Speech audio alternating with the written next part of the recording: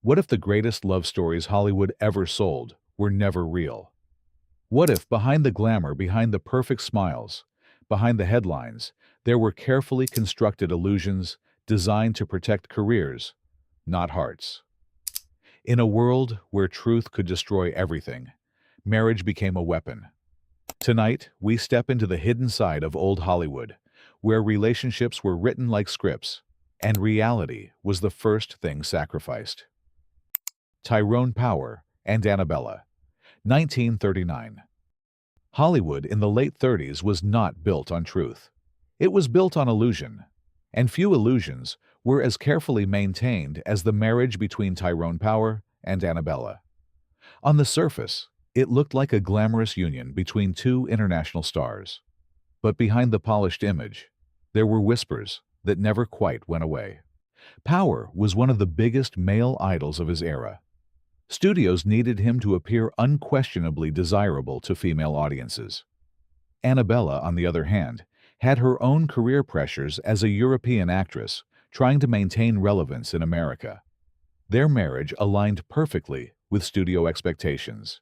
It created stability in headlines and safety in reputation. Yet those close to the industry often described the relationship as distant and carefully managed. Their time together rarely matched the intensity that publicists promoted. The eventual breakdown of the marriage only deepened suspicions that it had served more as a strategic shield than a romantic partnership in a system that punished truth. Garbo and John Gilbert, 1926. A few stories in Hollywood carry as much mystery as the near marriage of Garbo and John Gilbert. It was supposed to be the union that would dominate headlines across the world. Instead, it became one of the most talked about disappearances in romantic history. Garbo never showed up for the wedding. The studio had heavily promoted their relationship. It created a narrative that audiences could believe in. Gilbert was passionate and visible. Garbo remained distant and private. That contrast only fueled public fascination. But behind the scenes, there were tensions that extended beyond personality. Garbo guarded her independence with almost fierce intensity. Many historians believe the relationship may have been amplified for publicity, rather than driven by genuine commitment. When the wedding collapsed, it exposed the fragile nature of studio-crafted romance.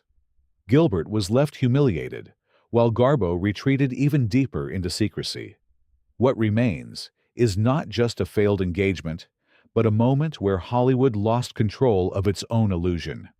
The truth slipped through, and the silence that followed spoke louder than any confession ever could. Clifton Webb and public escort arrangements. Clifton Webb never married, yet he moved through Hollywood society with a carefully constructed image that allowed him to thrive in an industry obsessed with appearances.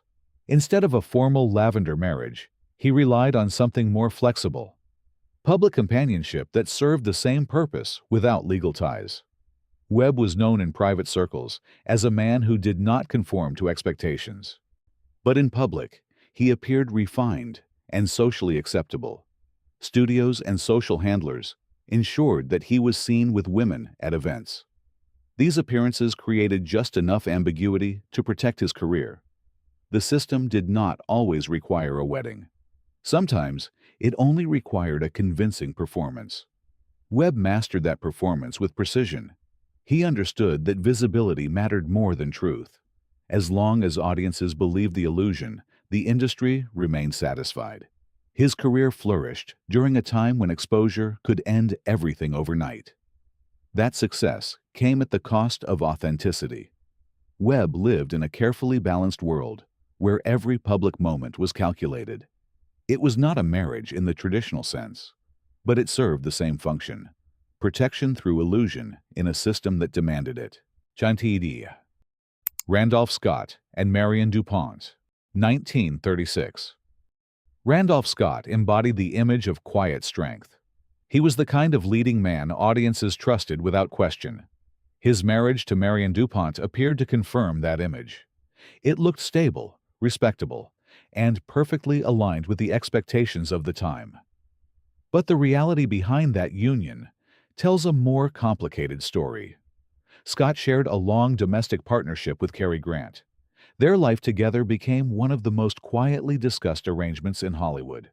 Studios were aware of the speculation. They understood the risk it carried. A marriage offered the simplest solution.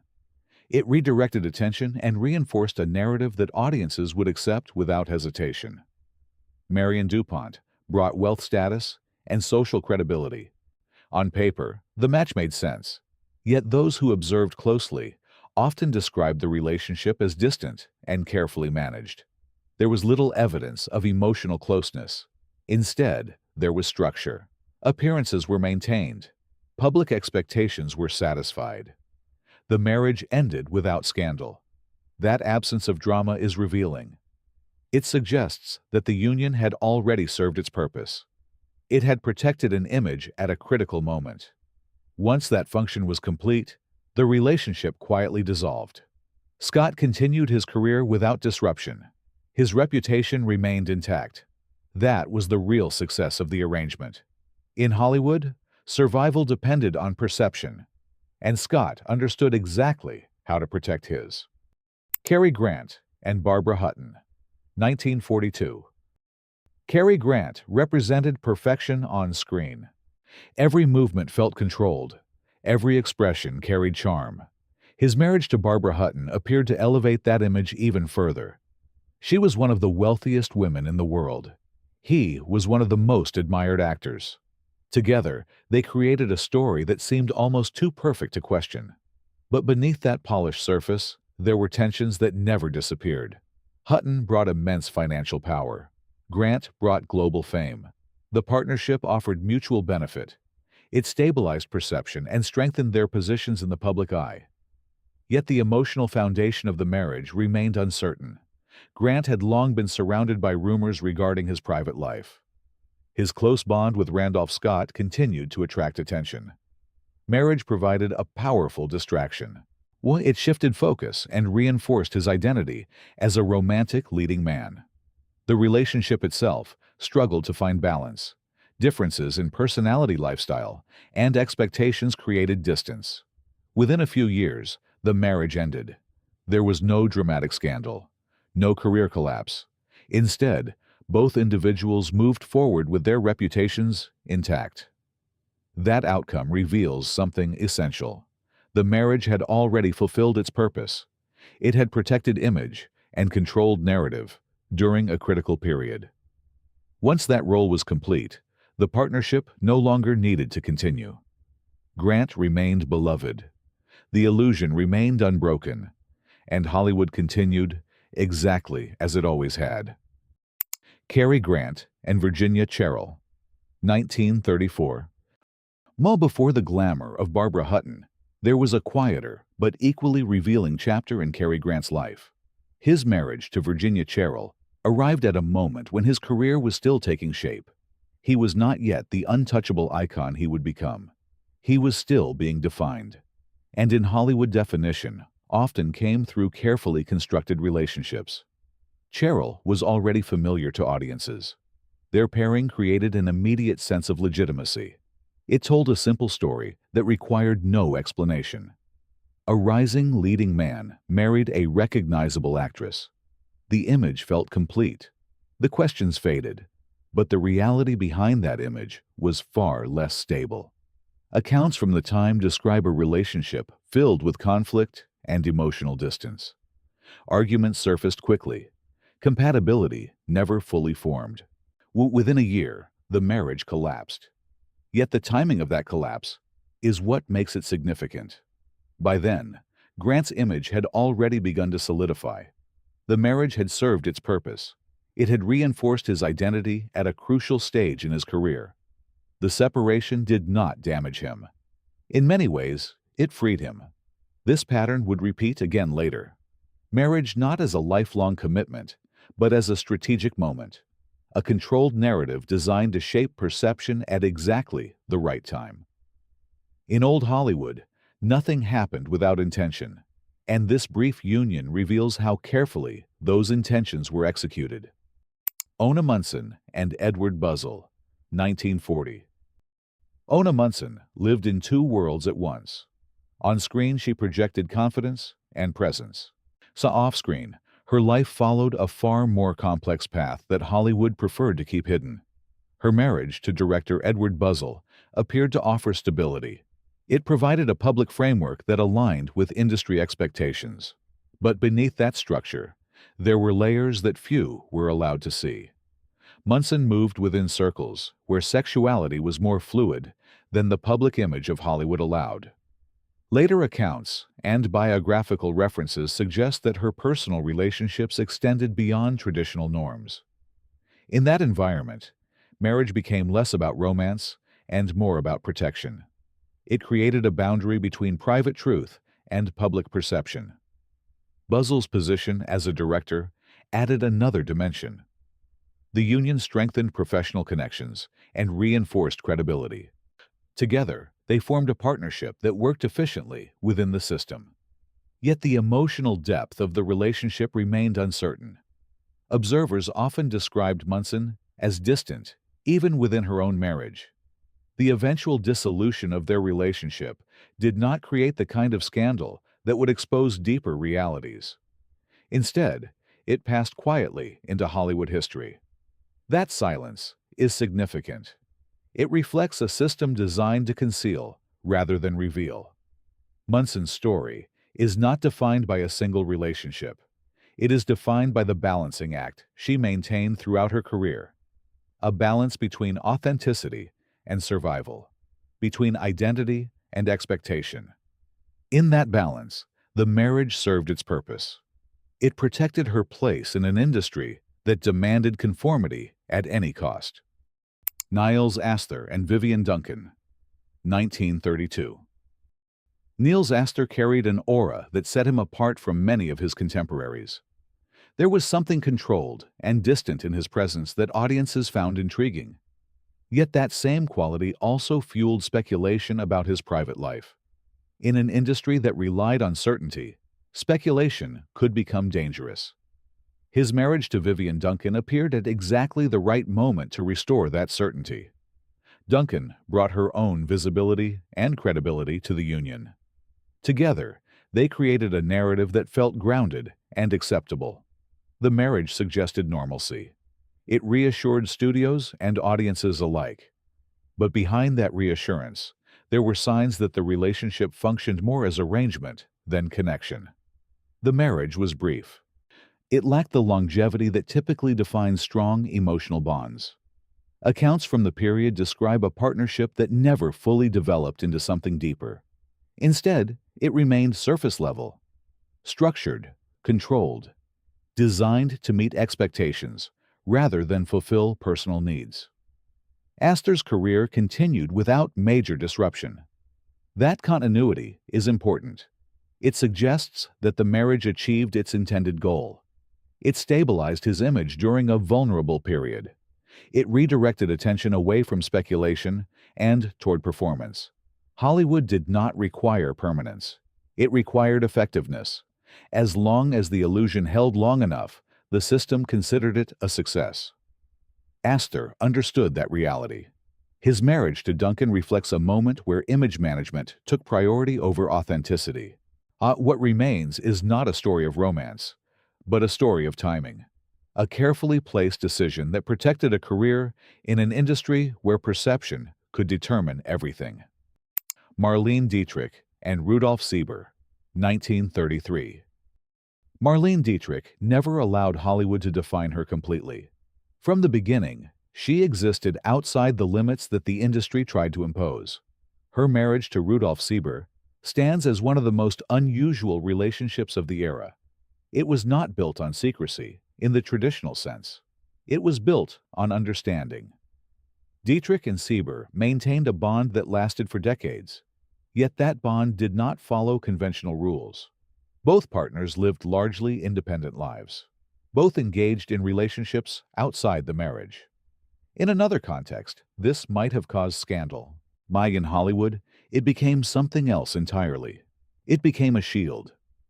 The existence of a formal marriage allowed Dietrich to navigate the industry with greater freedom. It provided a layer of protection that deflected scrutiny. While rumors about her relationships circulated widely, the marriage remained a constant point of reference. It grounded her public identity, even as her private life expanded beyond expectation. Sieber's role in this arrangement was crucial. He accepted the structure without attempting to control it. That acceptance created a rare balance. The marriage functioned not as a restriction, but as a framework that allowed both individuals to exist on their own terms. Dietrich's career thrived. Her image remained powerful and enigmatic. The marriage contributed to that stability without limiting her expression. It was not a traditional Lavender marriage in the strictest sense, yet it fulfilled the same purpose. It separated public perception from private reality. In an industry built on control, Dietrich found a way to maintain autonomy. Her marriage became part of that strategy. Not a disguise, not a denial, but a carefully maintained boundary between two worlds that rarely allowed themselves to be seen together. William Haynes and the marriage he refused. 1930. William Haynes represents one of the most important turning points in the hidden history of Hollywood. Unlike others on this list, he never entered a Lavender marriage. Instead, he was offered one, and he refused. That refusal changed everything. Haynes was not a struggling actor. He was one of the biggest stars of the late silent era. His screen presence carried charm, confidence, and a sense of modern masculinity that audiences loved. Studios invested heavily in him. They expected loyalty in return. When rumors about his private life began to circulate, the solution was immediate. He would marry. The narrative would be controlled. But Haynes did something almost unthinkable for that era. He chose truth over survival. He refused to marry a woman for the sake of appearance. He refused to abandon his partner Jimmy Shields. That decision placed him in direct conflict with the system that had created his success. The consequences were swift. MGM cut ties with him. Roles disappeared. His film career ended almost overnight. Hollywood sent a clear message: conform or disappear. Yet Haynes built a new life outside the industry. He became a successful interior designer.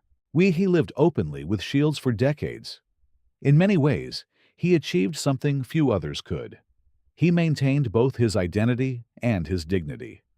His story reveals the true function of Lavender marriages. They were not optional conveniences. They were survival tools. Haynes proved what happened when that tool was rejected. His fall from stardom was not a failure of talent. It was the cost of honesty in a system that demanded illusion above all else. Katharine Cornell and Guthrie McClintic, 1921. Katharine Cornell was one of the most respected figures in American theater. Her talent commanded attention.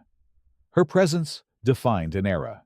Her marriage to director Guthrie McClintic appeared to be a perfect artistic partnership. It combined performance with vision. It created a stable foundation that lasted for decades.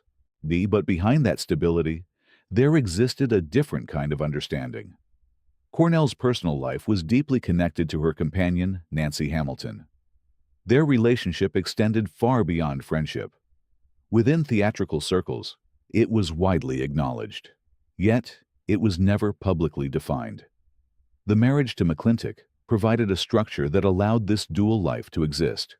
It offered protection from scrutiny. It created a socially acceptable narrative that aligned with expectations of the time. At the same moment, it allowed Cornell to maintain her private relationships without direct exposure. McClintic's role was not one of deception, but of cooperation. He supported Cornell's career and accepted the nature of their arrangement. Their partnership functioned smoothly because it was built on mutual understanding rather than illusion. Unlike many marriages shaped by pressure, this one endured. Its longevity suggests that it was not merely a temporary solution. It became a stable framework that allowed all involved to navigate a restrictive environment. Cornell's legacy remains defined by her work, yet her personal life reveals the complexity behind that success. The marriage did not erase her identity. It protected it. It allowed her to exist within a system that would not have accepted her otherwise. In that sense, The relationship stands as one of the clearest examples of how lavender marriages could evolve into something more sustainable. Not just a shield, but a structure for survival. Barbara Stanwyck and Robert Taylor, 1939. Barbara Stanwyck and Robert Taylor formed one of the most visually perfect couples of their time. They embodied everything the studio system wanted audiences to believe. Beauty, strength, and effortless chemistry. Their marriage appeared natural. It appeared inevitable. But behind that perfection, there were persistent questions that never fully disappeared. Both actors carried rumors that studios preferred to silence. Stanwyck was known for her independence and complex personal life. Taylor maintained an image of ideal masculinity that required constant reinforcement. Bringing them together created a solution that benefited everyone involved. MGM promoted the relationship with precision. Public appearances were carefully managed. Photographs captured a sense of unity that reassured audiences. The narrative was clear. This was a genuine romantic partnership. It required no explanation. And yet those within the industry often described a different reality. The marriage lacked the emotional intensity that defined true connection. It functioned efficiently, but without visible depth. Over time, that distance became more apparent. The eventual separation did not create chaos. It unfolded gradually, almost quietly. That controlled ending reflects the nature of the relationship itself. It had been carefully constructed and equally carefully concluded. Stanwyck and Taylor both continued successful careers. Their public identities remained intact. The marriage had served its purpose. It had protected reputations during a critical period. What makes this union significant is its scale. It was not a minor arrangement hidden in the background. It was a major Hollywood pairing presented as authentic truth. That level of visibility required precision. And that precision reveals how deeply the system depended on controlling perception. In the end, the image endured longer than the relationship itself. And, for Hollywood, that was enough. Alla Nazimova and Charles Bryant, 1920. Alla Nazimova lived far ahead of her time. On screen, she commanded attention with intensity and control. Off-screen, she created a private world that defied the rigid expectations of early Hollywood. Her relationship with Charles Bryant appeared to be a conventional marriage. He was presented as her husband. They worked together. They moved through society as a united pair. But the reality behind that image told a very different story. Nazimova surrounded herself with a circle of women who shared her lifestyle. Her home became a space where identities could exist outside traditional norms. Within that environment, Bryant's role was not that of a romantic partner. It was something far more strategic. He provided a public anchor that protected her from scrutiny. The illusion held for years. Studios and audiences accepted the narrative without question. As long as the performance remained convincing, the system remained satisfied. But eventually, the truth began to surface. Rumors grew louder. The carefully constructed image started to fracture. When exposure came, it did not arrive gently. Nazimova's career suffered significantly. Opportunities disappeared. The industry that once embraced her turned away. That reaction reveals the risk behind every Lavender arrangement. Protection existed only as long as secrecy remained intact. Nazimova's story stands as both a success and a warning. For a time, she controlled her narrative with precision. She built a life that allowed authenticity within private spaces. But the system she navigated was never designed to tolerate that truth indefinitely. Her marriage to Bryant was not built on romance. It was built on necessity, a shield that worked until it no longer could. Rudolph Valentino and Jean Acker, 1919. Rudolph Valentino was one of the first global icons of cinema. His image defined romance for an entire generation. Women adored him. Studios relied on him. His presence carried a kind of intensity that few actors could match. Yet behind that image, there were uncertainties that Hollywood struggled to control. His marriage to Jean Acker became one of the strangest chapters in early film history. It began with excitement and publicity. It ended almost immediately. On their wedding night, Acker reportedly locked Valentino out. The union collapsed before it could truly begin. That moment created confusion and speculation. The public struggled to understand how such a highly promoted romance could fail so quickly. For historians, it became something more significant. It suggested that the marriage may never have been intended as a genuine relationship. At a time when Valentino's masculinity was already being questioned by critics, the need for a stabilizing narrative was urgent. Marriage offered that narrative. It reinforced his image as a romantic leading man. It provided reassurance to audiences who needed to believe in the illusion. But the failure of the marriage exposed the fragility of that illusion. It revealed how easily the system could lose control. Valentino recovered his career. His stardom continued to grow. Yet the incident remained part of his story.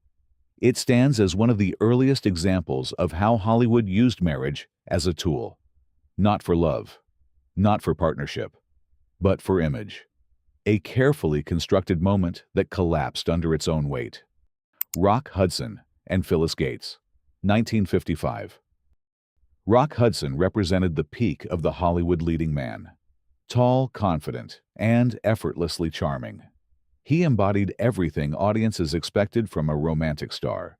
His marriage to Phyllis Gates appeared to confirm that image.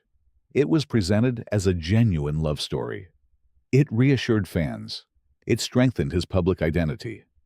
But behind that carefully crafted narrative, there was a far more calculated decision. Hudson's career was managed by powerful figures who understood the risks of exposure. Rumors about his private life had begun to circulate. In that environment, marriage became a solution. It offered immediate protection. It redirected attention. It created a story that could be controlled. Phyllis Gates entered that story at a critical moment. Accounts differ on how much she understood about the arrangement. Some suggest she believed the relationship was real. Others argue that she was part of the construction from the beginning. What remains clear is that the marriage functioned exactly as intended. Public perception stabilized. Hudson's career continued without interruption. He remained one of the most admired actors of his time. The illusion held strong while it was needed. The marriage itself did not last. It ended after a few years. Yet by then, its purpose had already been fulfilled. It had protected a career at a moment of vulnerability. Hudson's story is often considered the most definitive example of a Lavender marriage in Hollywood. Not because it was unique, but because it was so effective. It reveals the system at its most calculated. A moment where personal truth was set aside to preserve public fantasy. Hollywood taught audiences to believe in love, but behind the screen, survival often came first. These marriages were not accidents. They were strategies. Carefully chosen moments designed to protect fragile careers. And once you see the pattern, it becomes impossible to ignore the truth hiding behind the illusion.